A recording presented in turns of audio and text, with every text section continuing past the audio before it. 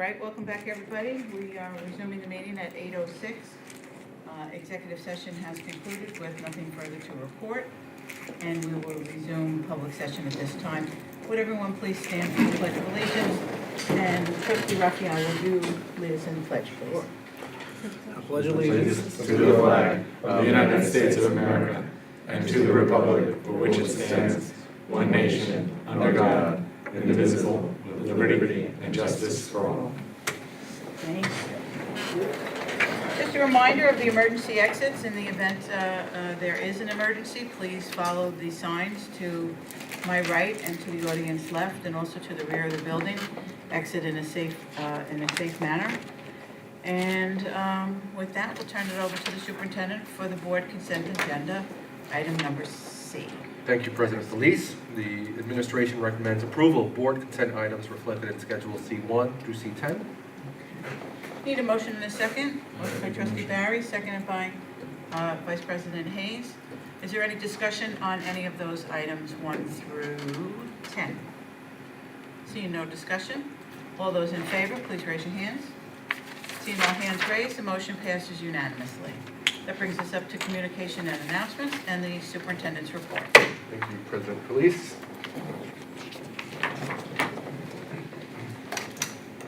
My reading glasses when I walk.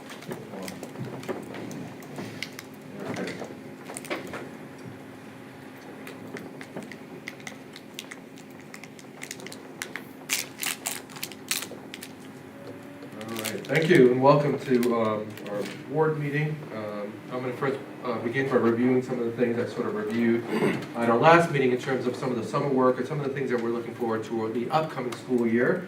While a lot of people are off enjoying the summer, we're hard at work here. So one of the things we're looking to bring, again, 23-24, and I'm going to breeze through this because I did cover this slide in the last meeting, is a focus on character education, social and emotional learning, and community, through, again, our Restorative Practices Coordinator, our Bachelor of Compassion Program, Required Days of Learning. All these things are going to be implemented in the 23-24 school year. And again, for student success and for student achievement, we have to make sure we set up a culture that's going to be positive and supportive. And that's why I always like prioritizing the character portion of what we do as a school district. In terms of the achievement and growth and closing that achievement gap, we're undergoing a lot of growth and sort of professional development. I'm going to breeze through it again, but we've been analyzing our assessment and achievement data, setting goals and strategic planning. We implemented a dual language coordinator to support our English language learners and those learners that want graduate our school district as bilingual individuals. Restructured the 6th grade, added new courses. Bless you. We are implementing a K-5 reading progress monitoring toolkit. Curriculum writing in languages 5 and 7 for world languages. We added an Intro to World Language program and working on our seal by literacy, which would be another graduation accolade for seniors. And again, we have explorations in data science, AP computer science, second set literacy program being implemented at our elementary schools, and additional instructional supports that we're implementing in the upcoming school year. We're also going to be engaging in ongoing capital improvement projects. I have a slide that kind of summarizes that. But we're already starting to work in our Bellport Middle School, and I'm going to capture that in a future slide. But again, we started working on capital improvement projects because certainly I want us to feel good about our facilities. But that would be better summarized in a second. Our business office has been hard at work, just closing out the prior school year. Looking at our fund balances, our reserves, and we'll be proposing, or rather sharing information with the board as we finish our audit process. The auditors are currently in district auditing our financial statements and our practices. That report typically is shared in October when we have the first finance meeting. So that's ongoing work that we're doing in the summer. And then when it comes to district staffing, we've been hard at work filling vacancies, replacing people who have retired. As you can tell by tonight's personnel agenda, I just want to give a little shout out to our HR department for their due diligence and getting all these people in on a timely basis. And of course, give a shout out to our business department, all who have been working feverishly through the summer, while some of us take some time off and enjoy the summer break. And again, we're looking forward to a year of continued growth and achievement. We will go over our assessment data and our instructional plans in October, like we typically do every school year. But again, we're going to go in this school year, sort of focused. Just to highlight some of the summer work, this is a photo of our administrative team. We meet as a council to discuss sort of our progress and expectation for this upcoming school year. Prior to me starting as superintendent, 3 of our schools were targeted schools. We reduced that number of schools to 1. So far, our middle school is still on that list. I was asked by a media company whether we thought that designation was fair. And I think saying it's fair or not fair is inconsequential. If any portion of our student population is not performing where they should be performing, that means we have work to do. I can always talk about participation rates and the fact that, especially in the middle school, somewhere around a little over 50% of our kids participated in assessments. So our sample size doesn't really represent our entire school. Of those students that came in, some of them decided not to come in on the second day of testing because that's an option for kids, but their scores are still counted. But I don't want to focus on those things. I want to focus on achievement. And so, again, if 5% of our kids aren't proficient, we have work to do. And that's kind of our focus. And when we look at our district comprehensive improvement plan, where we're going to be focusing the overarching goals that we're going to trickle into our building goals and departmental goals is number 1, increasing student attendance through proactive prevention, intervention, and communication strategies. Attendance is crucial. You need to be in class to learn. Second, creating a culture of care where all students feel a sense of belonging and connection to the school community. Again, when people don't hurt the things they love, when students love their schools, they tend to make better choices. And when they feel supported and positive, they're going to perform better. So that's another important component. And finally, ensuring access to learning for all students through student-centered learning experiences. One of the things we're realizing is that unlike my experience as a student, where we sat and we were trained to be quiet and to listen to our teacher, students don't operate that way. So we want to see more academic discourse from our students more engaged in active learning versus passive learning where they're working on worksheets. And that's kind of a simplified version of saying it, but that's really the focus. Those are 3 sort of comprehensive goals in terms of meeting the needs of the district. This summer we had our restorative coaches, K-12, meet and get training. The idea of restorative practices, again, is not to hold kids accountable or stop holding kids accountable. It's how to create a culture where we can talk things out, have community circles, and prevent students from having or making bad choices. And when they do make bad choices, where is the rehabilitative sort of process? Where is the learning process that's assigned to those choices, instead of just taking a punitive approach? We also continue collaborating with Teachers College at Columbia, engaging toward working on student skills, contemplating the start of book clubs, but Bellport middle and high school ELA teachers and media specialists, those are our librarians, did a 4-day educational session facilitated by Lori Burke. She's a staff developer with Teachers College. And basically, what we're doing is working on honing student skills in critical reading, literary conversation, and investing in books as agents of social change. The whole idea is to promote literacy. The more literate you are, the more successful you're going to be across content areas. We also applied for 2 grants from New York State that became available this summer. And Beth Doyle, who could not be here tonight, worked diligently on getting these grant applications submitted. One grant is for approximately $160,000 that deals with mental health and supporting mental health concerns in the district. The other grant deals with learning loss, which is about $127,000. Both grant applications have been submitted. If we get those monies, we'll use those monies or those funds to address those 2 areas, mental health and learning loss. So we'll keep the board posted as to the progress in terms of the submission of those grants. We're also looking at some character education programs. Next week, we'll have our Lawrence Ambassador of Compassion kickoff event. It's being hosted by East Islip, and a personal friend of mine who's a superintendent there. We're looking to have 24 districts participate, 2,000 students. Basically, the Ambassadors of Compassion is a national program that really gained prevalence in the West Coast, where it pairs or it teaches student athletes to be mentors and role models for their peers in their schools. It's very motivational. I'll be attending next Friday with our athletic director, Patrick Hayes, coaches and students. So I'm looking forward to a great event. And one of the speakers is a Bellport High School alumni. His name is Greg Diamati. He's a reporter on WFAN Fan Sports Radio. So he's a Bellport grad, and he'll be one of the keynote speakers there. So I'm looking forward to that event on Friday. We're also collaborating with StopHazing.org. They have a whole wealth of resources available to us in terms of speaking to creating a positive culture in our schools and groups within our schools. One of the things we're going to be looking to provide is staff, student, and parent workshops, signage, providing information and resources, and finally, increased awareness. I think we've done a great job in creating awareness surrounding bullying. But when we talk about relational aggression or group dynamics, I think we could do a better job of just informing people to be upstanders instead of bystanders, and certainly not engage in behaviors that are detrimental to the health and well-being of our students. But that's something that we want to sort of address, not just with our students and staff, but with community members and parents, because sometimes people get nostalgic and they remember the good old days and some of the experiences they had as student athletes, and those good old days weren't so good, and times are changing, and we have to sort of adjust to a new reality. We also partnered with Northwell School Mental Health Education Program.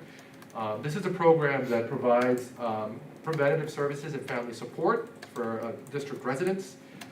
They're going to assign a social worker to us through Northwell Health that we're looking to perhaps house in our family engagement center. They provide professional development for staff, collaborative support when we run into sort of concerns that we want to sort of collaborate with, and administrative support for our administrative team. This is BOCES aidable, and one of the things I want to emphasize to the board as part of our board priorities to be fiscally responsible.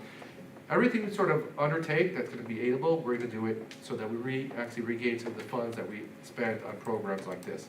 This is through BOCES, it's BOCES edible, it's totally worthwhile. This would be supplementing any funds we get should we be approved by the RECUB grant from the state. So I'm looking forward to the fact that we're having this partnership. It's been very successful in other school districts, and I'm excited to be bringing it here to South Country. Next, these are the summer programs that we ran during the school year. We had our extended school year that went really well. Those are for our special needs students. They continued their education throughout the summer.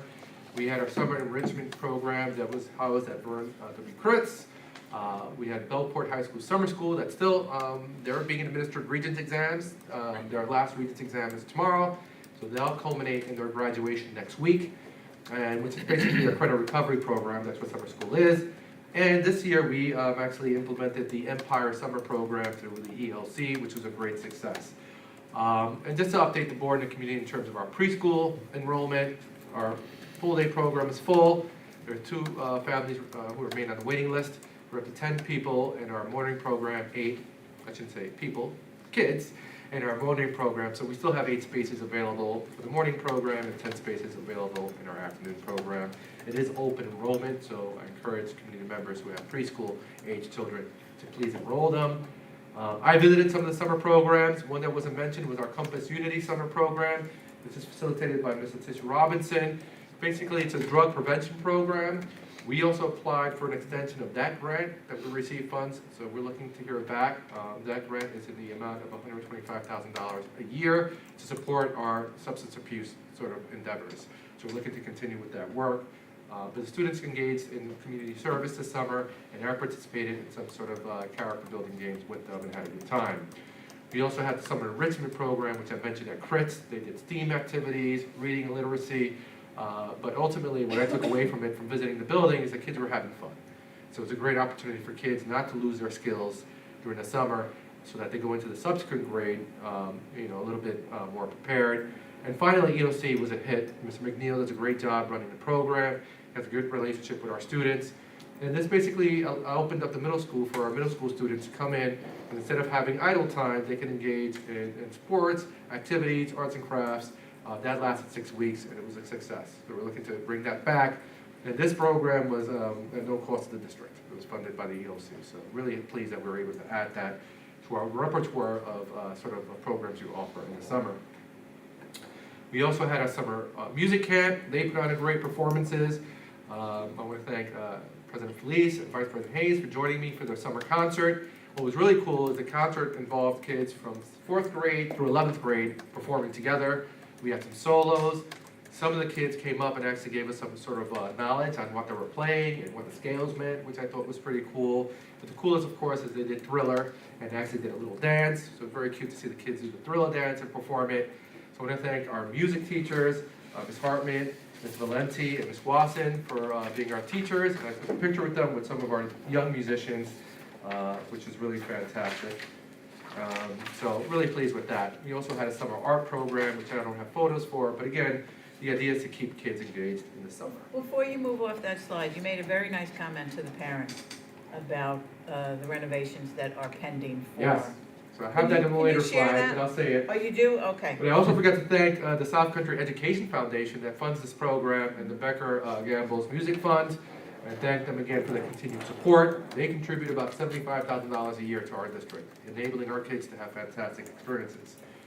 One of the things I told the parents, and President Felice's point, is the high school auditorium is not a source of pride for me or for the district. And we're doing our due diligence to get bids to renovate the high school auditorium in the upcoming school year using the transfer to capital line that was approved by the community. So I'm looking forward to having that space renovated so that it matches the talent of the students on stage. So I'm really excited about that. But speaking of which, when you walk into a facility, you feel good about it. And I want to thank Frank Pirro, custodial staff, and maintenance staff, facility staff, for really starting to embody the sense of pride. And I wanted to share some of the projects that we kind of undertook this summer to make our facilities somewhat better. First, this was through a capital vote, but our new turf field is installed, it's ready to go, it looks beautiful. When we first discussed this in September, and whether or not we should have a capital vote in October, and whether or not the field would be ready in the fall, we said it was going to be unlikely, but we're going to push to make it happen, and it happened. So I'm really happy and proud about that. The field looks beautiful. I don't know if you've seen it, but certainly go take a visit. We added some ADA playground equipment for some of our kids with disabilities at Frank P. Long. We created a new STEAM lab at Critz that was done by our own staff, using our existing funds, just by refurbishing equipment, painting equipment, and creating a STEAM lab for the students there. We also renovated our Head Start program. This is space we lease out. We renovated the entrance and the stairwells that were a little dilapidated, so now it looks pretty fantastic. We got a new playground at Brookhaven Elementary School. We added a safety fence along that, around that electrical equipment at the high school. Wasn't there. Again, we new floors at Frank P. Long. Again, it's our own maintenance crew making these repairs and make the buildings and facilities look better. We redid the art wing at the high school using our person, which included an asbestos abatement, new floors, and really put the space sort of up to par where it should be.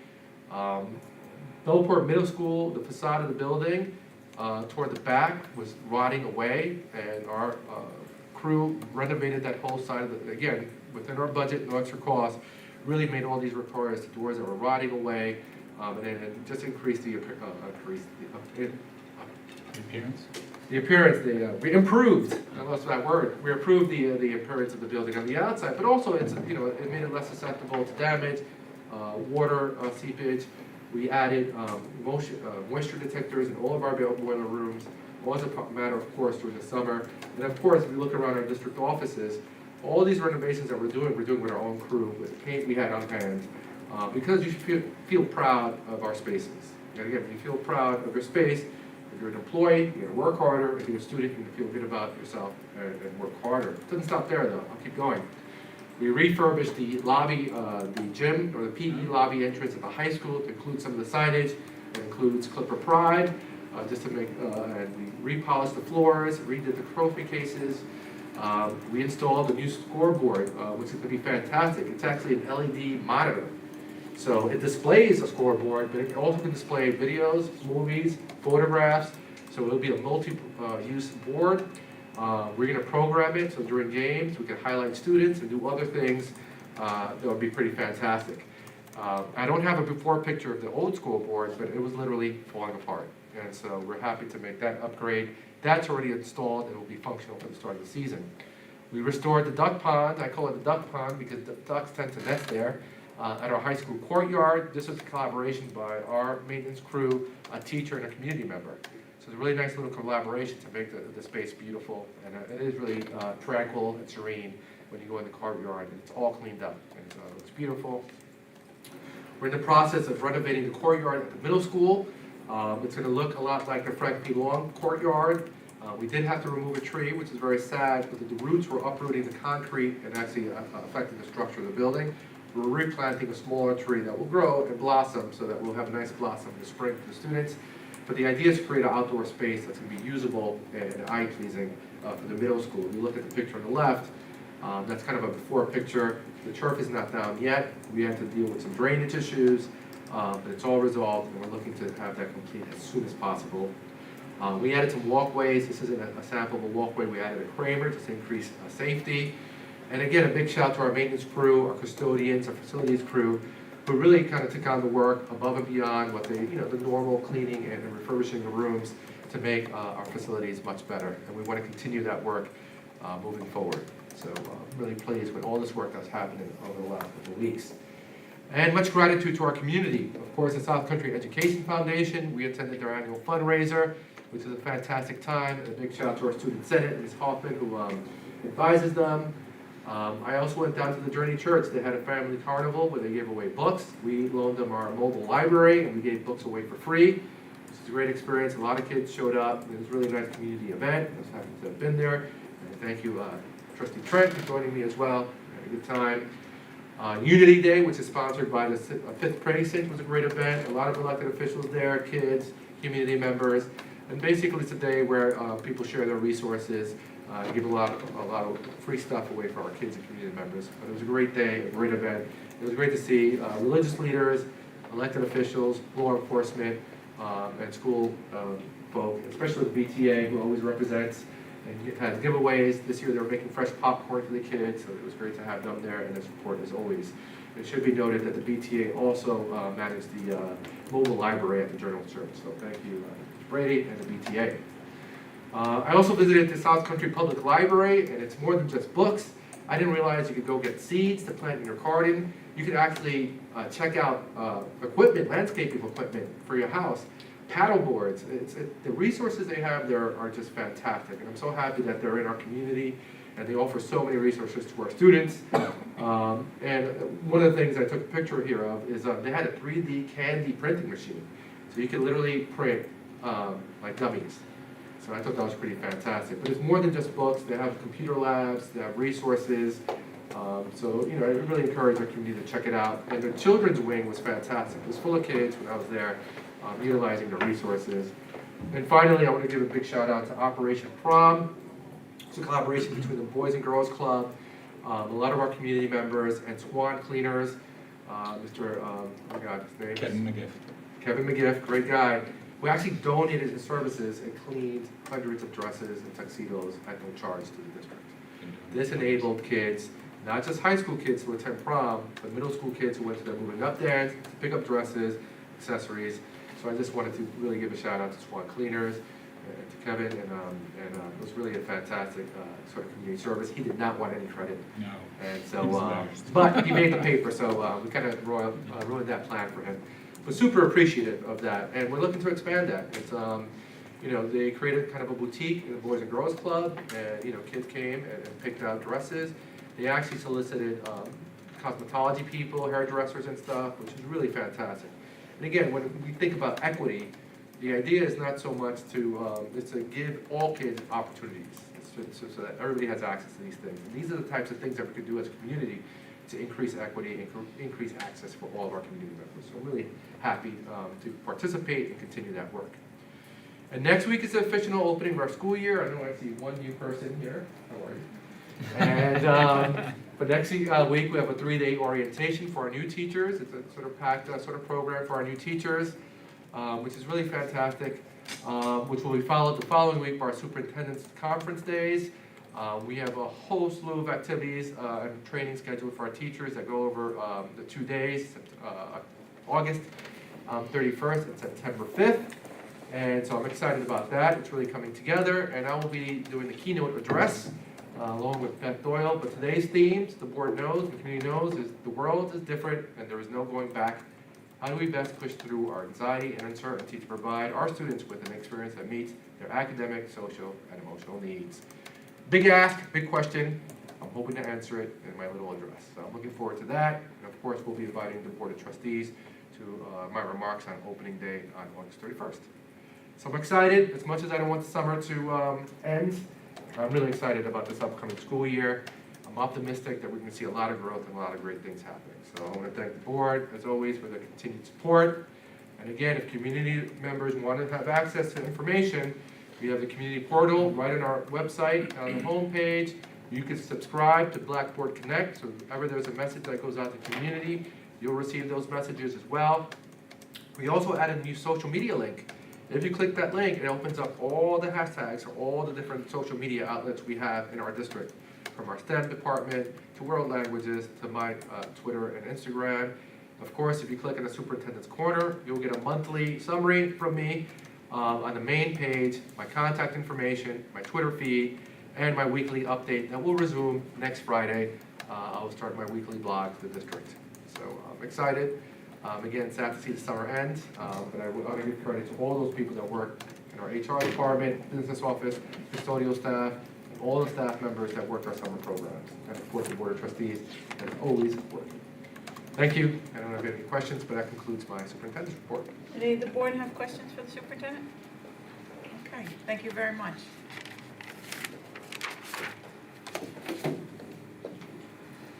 So that brings us to the trustee and advisory committee reports. We'll begin with trustee Barry. Have anything you'd like to update us on? Trustee Trent? No. Okay. Trustee Flippin? Madam Vice President? I did attend the New York State School Board Association in Albany a couple weeks ago. And a couple of the main topics have to do with culture of care and restorative practices. And the superintendent covered those right up front in his report tonight. So I'm really gratified to have gone to a statewide conference and seeing that we're already doing top-of-the-line work along these areas. So that was a good learning experience. I appreciate that, and yeah, I mean, even before my being appointed here as superintendent, I feel like this district was ahead of the curve in a lot of these sort of programs. Sure. And you attended the summer law conference too? Did you do that one? The virtual I think that's the virtual one. Yeah, did that happen yet? I didn't do that yet. Oh, okay, that's late. But I think you went live. I didn't went you? live, yes. Just to echo the comments you made about the South Country Education Foundation, happy to join you and Trustee Hayes and Trustee Trent at that event. It's always a great event, and certainly the BTA and teachers individually, the amount that they contribute to that, both with their volunteer time and the gifts they donate to raise money. I think I was told that this year they raised the most amount of money that they have in any other year. So, all supportive of our district, so we're very grateful for that event and happy to support it. Yes, I attended the summer law conference along with the superintendent, and those summer law conferences are always eye-opening, and they're not just for lawyers. So if you have a chance to my fellow board members, if you have a chance to attend it live, they still do offer it virtually. One of the benefits of the pandemic is that we do have virtual access now, and so they've maintained that and kept that up. But it was quite informative. And then also the music concert, attended the music concert as the superintendent said. And just briefly want to say I attended Bellport Day, and many of the elected officials were there, so I did take some time to speak with our state representatives and appeal to them to help advocate for our district. So they have already been in touch with the superintendent's office. That is correct. I'll be meeting with Senator Murray and Assemblyman DeStefano on Monday to talk about some things that perhaps we could collaborate on. So I'm looking forward to the meeting and that continued collaboration. Yeah, I was very encouraged that they were very receptive to wanting to help the districts and also wanting to meet our new superintendent, so I'm glad that's happening. And that concludes our committee and advisory reports. Now we're on to public commentary. Is there any cards? No cards. We'll move right along. Items for discussion and action. Mr. Superintendent? Thank you, President Felice. Our first item for discussion is just the board advisory committees and subcommittees. So we've already discussed this and assigned respective board members, I believe, to our standing committees, which is the strategic planning, teaching and learning, health and safety, and financial facilities. And we're in the process of securing the other members as mandated by our practices. I just wanted to go over a little bit about the subcommittees. We're looking to keep our subcommittees that exist already. Our legislative committee, equity and education, which is a subcommittee for the teaching and learning. The legislative committee is sort of a subcommittee for the strategic planning committee. Two new committees that I'm proposing is, number one, a technology committee. I'm really enthusiastic about our new director of technology who's hit the ground running. One of our primary goals is the redesigning of our website. Our website is sort of antiquated. I'll say it, not a source of clipper pride for me. I'll say that in public. But the process of redesigning a website is pretty comprehensive. So I think that would be kind of the underlying goal of the subcommittee, and of course addressing technology concerns in the district. So I want to propose the establishment of that, which will be a subcommittee of the strategic planning committee. In addition, and again, it's not about creating a sort of exorbitant amount of committees. I found, upon reflecting on our practices from the prior year, that we spent a lot of time in strategic planning talking about policies. And I think we should have a subcommittee that only deals with board policies that may need to be updated or amended. So I'm proposing that we incorporate these two new subcommittees. That's a technology subcommittee and a policy subcommittee for the upcoming school year and perhaps for the foreseeable future. And also of note, you're recommending student representatives on Yes. each of these committees. For the subcommittees, correct. I think there should be student voices on our committees. Okay. So the action that's required now is to accept the designation of the two additional subcommittees, and then we'll fill them at a later date? No, it's just an item for discussion. I don't know if it needs necessarily a board action. Okay. Because our standing committees are what they are. I think the subcommittees are at our discretion, we really need an action, but I wanted to discuss it publicly to get input, see how the trustees felt about it. All right. I think structurally, pulling the policy out of strategic planning is a great idea. I've been on strategic planning for many years, predating going on the board, and it's been frustrating to me to have so much policy work that a lot of it was grammar and editing. Correct. And while that's important, it's not really part of strategic planning. So I'm glad to have this pulled out. I think it'll also enable the subcommittee on policy to really look at some of our policies to make sure they're now consistent with our overall, the culture of care, the Correct. feeling of belonging, the restorative principles that are being implemented, and just have it all Correct. fit together. So thank you for doing that. Yeah, and academic achievement as well. You know, one of my Absolutely. big focuses, again, this year is going to be academic achievement and proficiency across the board for our kids. Whether it's Regents exams or state testing, I want to really focus on that. Okay. Any other comment, input about the committee? All good? The second item, this is just for discussion, is the NYSSBA convention that's going to be hosted up in Buffalo, which is a little bit of a trek. It's at the end of October. I just wanted to gauge the interest of trustees in attending the conference.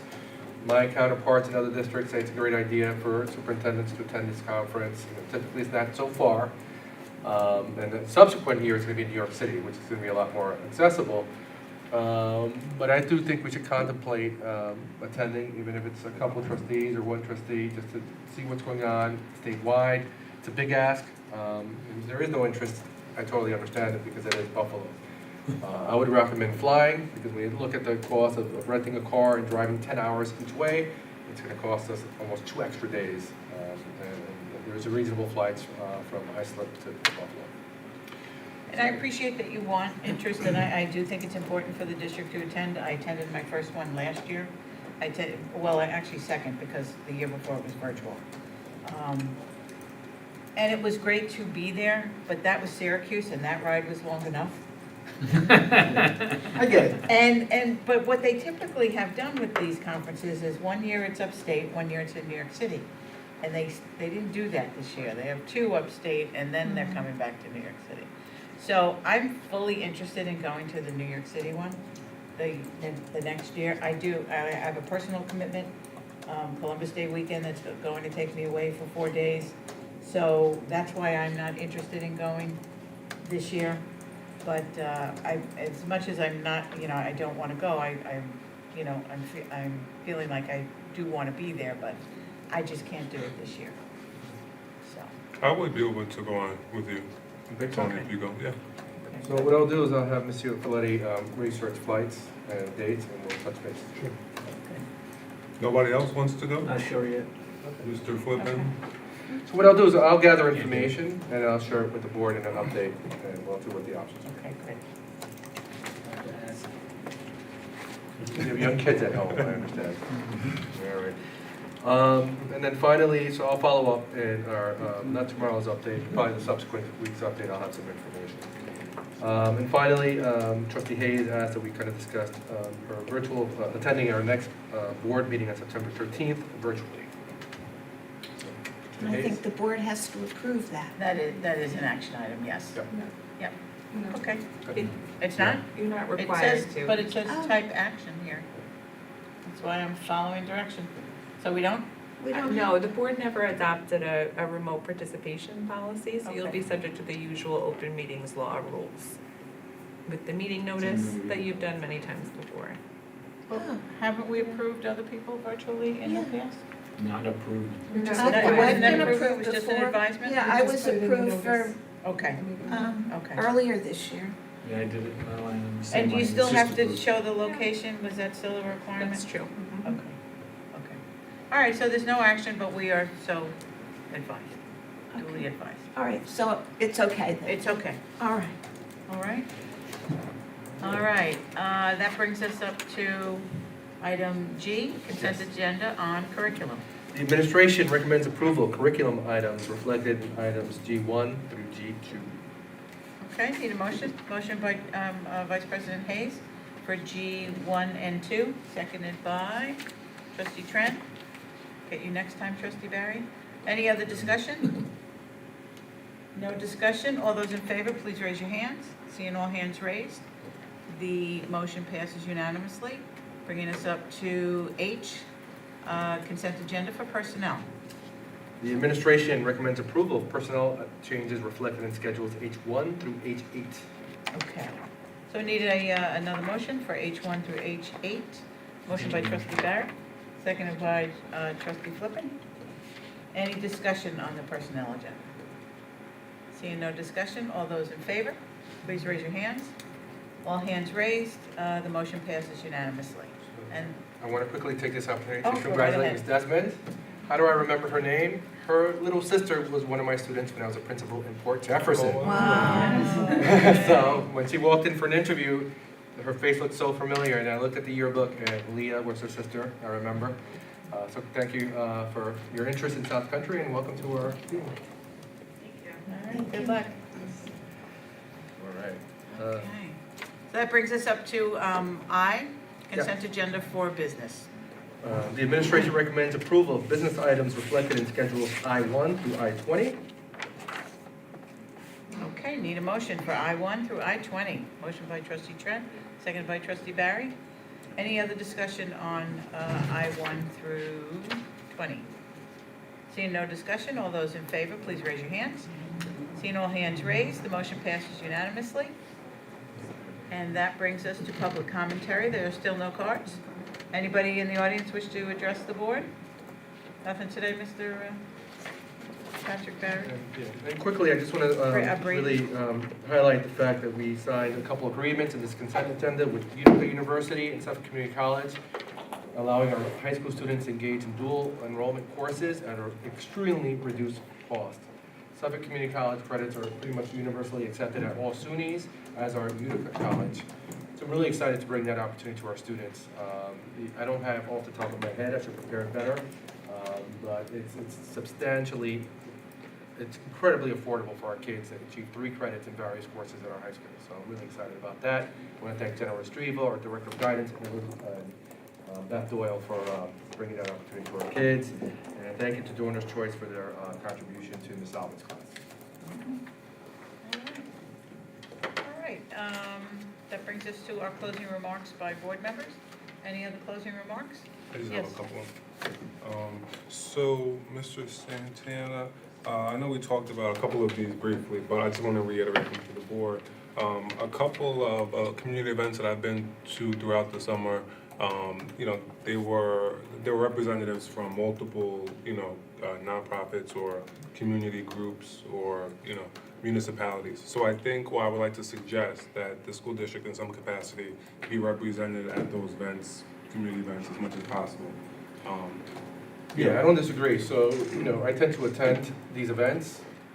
Sounded very redundant, but I think having a more formal sort of table with some information, maybe some brochures highlighting some of the accomplishments of the districts would certainly be a good marketing tool to supplement what we're doing on social media. So I'll be happy to discuss it. Maybe ahead of time, look at, you know, a year or project a year, and there are certain events that we'll say, yeah, these are non-negotiables. Like Unity Day, for example, is an event we should always be at. The BTA is there, but maybe we should have an additional table just representing the school district as well. So I think it's a great idea.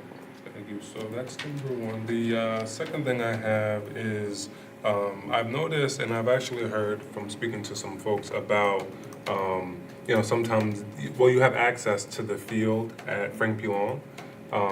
So just looking at that issue from a safety perspective, if there could be a fence or something placed along the field so that you can't drive from the track or the parking lot and hop right onto the field.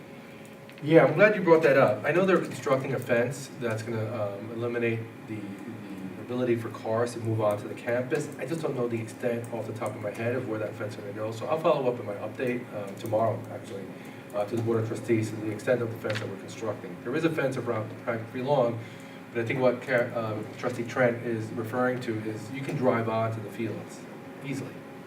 And so we try to sort of prohibit that. The small field behind the building. The massive field behind the building. If you drive, you know where the track is? If you drive just along the track, the grass, you have access to that. Like you can drive 20 pickup trucks on the field if you wanted to. There's no gate, there's no barrier or anything. And can you also look into, since we're on this topic, the condition of the track that the students run on? Because that looks to be, you know, in need of replacement. You're talking about the track at Franklin Long or the high school? Frank P. Long. It's the parking lot. It's parking lot and That's what I call it. a track. Absolutely. We're also looking at the high school track as well. It's, but that's a capital like reserve vote. Those tracks are quite costly. But it's reaching the end of its life. But they're made out of 2 different materials as well. I think Frank P. Oh, Long is correct. asphalt. The track Yeah. at the high school is. No, we're definitely gonna look at the Franklin Long track. But I'm just, Yeah. for the point of information, you know, we're also looking at the track at the high school as well. And my last question is, recently the State Department of Environmental Conservation released some guidance to the town about addressing the, you know, some of the contaminants in the groundwater. I seen that you were CC'd on that letter. Did you receive that, or do you have? I did. I reached out to the Department of Environmental Conservation to get a better understanding of what the content of the letter. So it has to do with well water and private wells. Our school buildings don't have private wells. Our water comes from the town. So according to the Department of Environmental Conservation, Water comes from the county. the county, I'm sorry. That's okay. But it doesn't really impact our building. Because again, we're talking about drinking water and water that needs to be consumed, and we don't have private wells. However, I am speaking to one of the environmental companies that I contract with. We forwarded the letter to them to get more feedback from that. This is just information I received from the Department of Environmental Conservation, because as soon as I got the letter, I made the call, And actually, they were very generous to call the district to speak to me to kind of explain it out when the letter was delivered. Okay. So on its face, it doesn't seem like it's impacting our community or Frank D. Long specifically, which is in the proximity of, said plume, but we're gonna have to double check anyway. Okay, and can you just keep the board up to speed with the Yeah. communication between you and the town and you and the DEC? Yeah. I appreciate it. And that's all I got. Thank you, trustee Ted. All right. So without further ado, is there a motion to adjourn? Trustee Barry beat you to it, but you can second it. Thank you. All right, all those in favor of adjournment, please raise your hand. We stand.